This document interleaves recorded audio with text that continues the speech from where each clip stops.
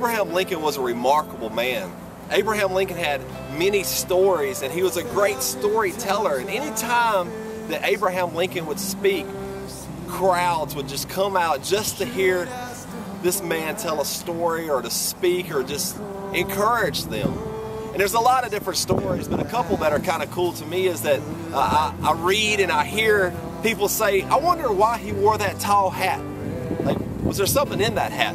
And history will tell us that actually what he did was he wrote notes and little notes to himself so he wouldn't forget things. That's kind of cool when he put them in his hat.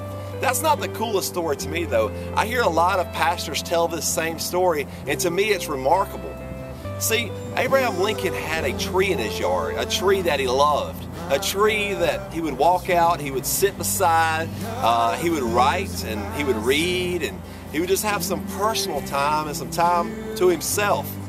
And he would go out to this tree and just take a break. Well, one day he took a break and he walked out to this tree, and there's a squirrel in the tree.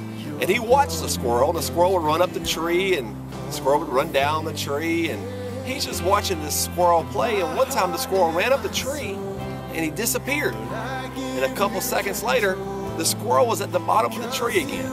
So he continued to watch this, and he thought it was pretty amazing himself. And finally the squirrel ran up and he disappeared. And then all of a sudden he popped up down at the bottom of the tree. Abraham Lincoln started to get sad. He felt really bad about what had to come in spring. See, that tree was dead on the inside. That squirrel would run down the center of that tree and come out. That tree was beautiful on the outside, but on the inside, it was dead. See, I think a lot of Christians are the same way. We look really good on the outside, but on the inside, we're dead. A lot of us are playing Sunday morning Christian when really we need to be day-to-day Jesus followers.